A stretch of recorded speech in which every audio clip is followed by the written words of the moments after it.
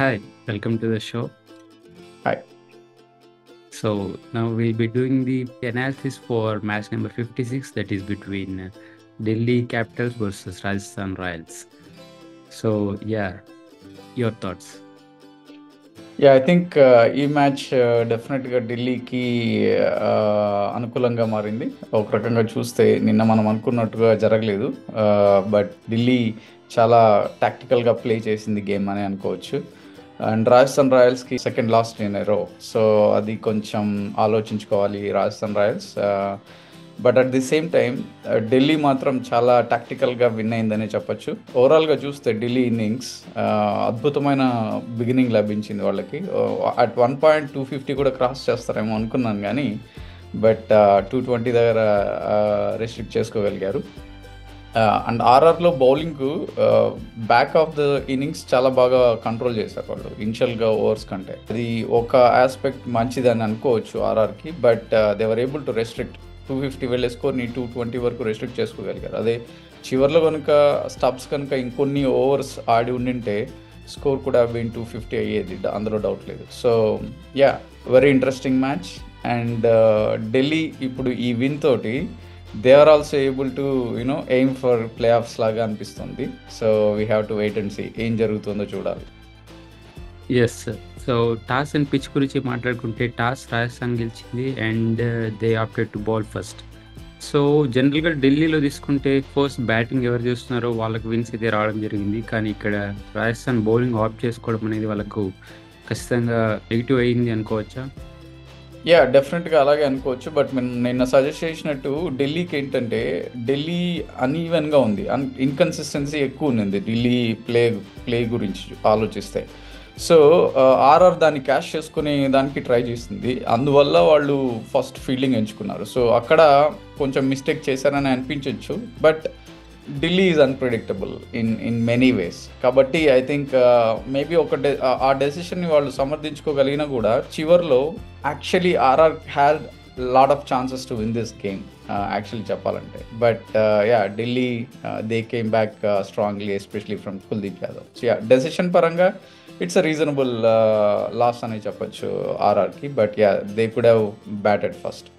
Yes, so ఈ మ్యాచ్ని కనుక తీసుకుంటే 3 పార్ట్స్గా డివైడ్ చేసుకోవచ్చు, from batting point of view as well as bowling point of view. So first ఇన్నింగ్స్లో కనుక తీసుకుంటే బిగినింగ్లో బ్యాటింగ్ చాలా బాగా వచ్చింది ఢిల్లీకి అని చెప్పుకోవచ్చు, from the likes of Jake Fraser McGurk and Abhishek Porel.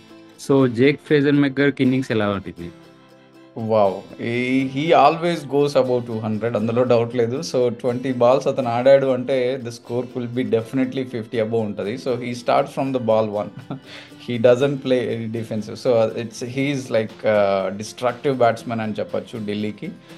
And ఒకవేళ అతను కనుక ఎర్లీగా కనుక ఇంట్రడ్యూస్ చేసిందంటే ఇనిషియల్ మ్యాచెస్లో ఢిల్లీ కూడా బీన్ ఆల్రెడీ ఇన్ టాప్, అందులో డౌట్ లేదు. సో అతని ఇన్నింగ్స్, పోరెల్ ఇన్నింగ్స్ చాలా crucial. And Delhi capitalised really well with their performances. ఒకవేళ మెగ్గర్ కనుక ఇంజురీ అవ్వకుండా కనుక ఇంకొంతసేపు బ్యాటింగ్ చేస్తుండే just imagine the score. So ya, yes, 20 balls 50 చేసి అవుట్ అవ్వడం చూసాము, that too within the power play itself. So power play నుంచి మంచి స్కోర్ అయితే వచ్చింది. అండ్ మిడిల్లో కనుక తీసుకుంటే అభిషేక్ పొరెల్ మంచి బ్యాటింగ్ చేయడం ద్వారా మిడిల్లో స్కోర్ చేయగలిగారు ఢిల్లీ. దానికి తోడు ఫస్ట్లో మనకు పృథ్వీ షాని తీసుకోకపోవడం అనేది డెఫినెట్లీ ఒక ఇష్యూ ఉండొచ్చు ఢిల్లీ నుంచి అనుకోవచ్చా?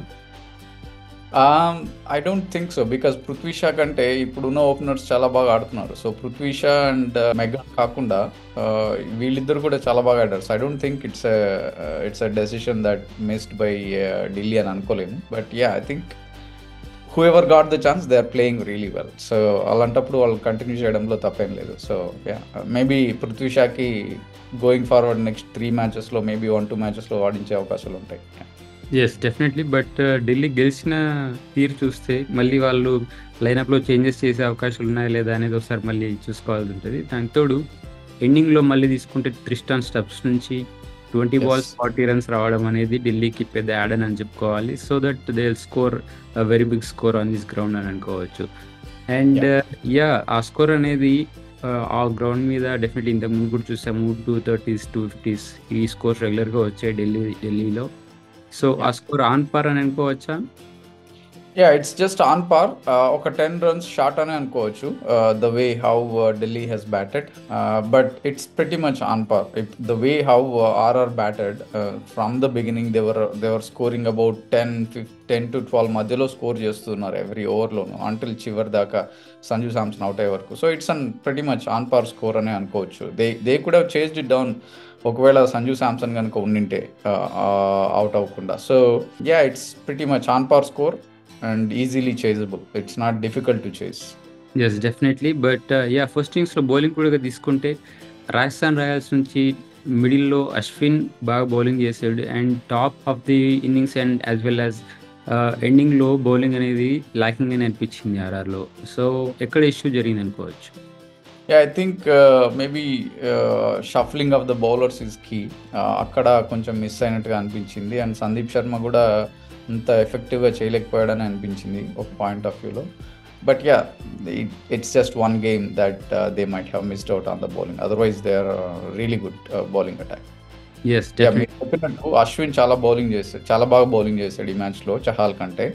So that was the crucial thing. So Ashwin ఒక ఎండ్లో కట్టడి చేయగలిగాడు, రిమైనింగ్ ఎండ్లో రన్స్ పోతున్నా కూడా. యెస్. సో, సెకండ్ ఇన్నింగ్స్ కనుక తీసుకుంటే సెకండ్ ఇన్నింగ్స్‌లో కూడా 3 పార్ట్స్‌గా డివైడ్ చేసుకోవచ్చు. సెకండ్ ఇన్నింగ్స్ ఫస్ట్ పొజిషన్‌లో ఆర్ఆర్ క్యాపిటలైజ్ చేసుకోలేకపోయింది పవర్ ప్లేని. అండ్ మిడిల్‌లో సంజు శాంసన్ కాస్త మొమెంటం ప్రొవైడ్ చేశాడు అండ్ బిగ్ షాట్స్‌తో స్కోర్ రన్ రేట్ అయితే పెంచగలిగాడు. కానీ దాని తర్వాత సంజు శాంసన్ అవుట్ అవ్వడంతోటి దాని తర్వాత మళ్ళీ ప్రెజర్ అయితే క్రియేట్ అయింది ఆర్ఆర్ మీద. అండ్ ఎండింగ్‌లో వాళ్ళు ఆ ఫినిష్ అయితే చేయలేకపోయారు. Even though when they have the likes of Rovman Powell ఇలాంటి బిగ్ హిట్టర్స్ ఉన్నా కూడా they couldn't finish it.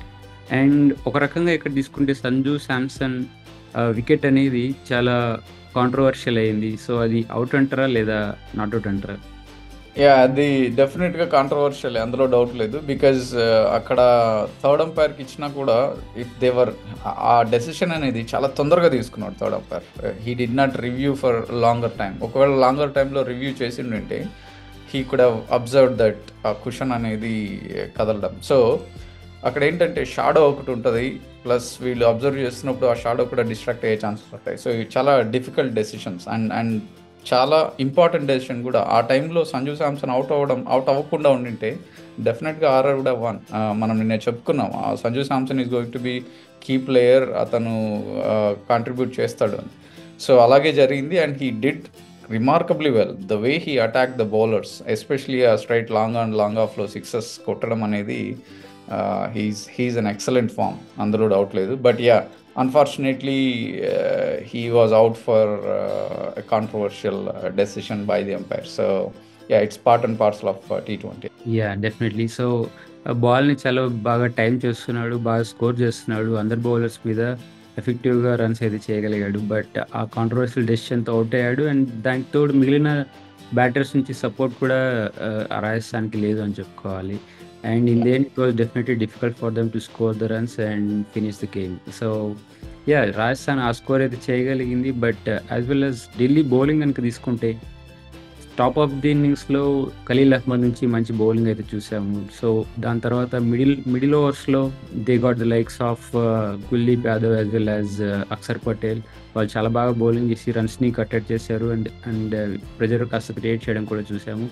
And ఎండింగ్లో కూడా తీసుకుంటే వాళ్ళ బౌలింగ్ చాలా బెటర్గా ఉంది ముఖేష్ కుమార్ నుంచి, దాని తర్వాత కుల్దీప్ యాదవ్ నుంచి కూడా. సో 17th ఓవర్ పర్టికులర్గా తీసుకుంటే కుల్దీప్ యాదవ్ 2 వికెట్లు తీసుకోవడం and at the same time 4 runs ఇవ్వడం జరిగింది.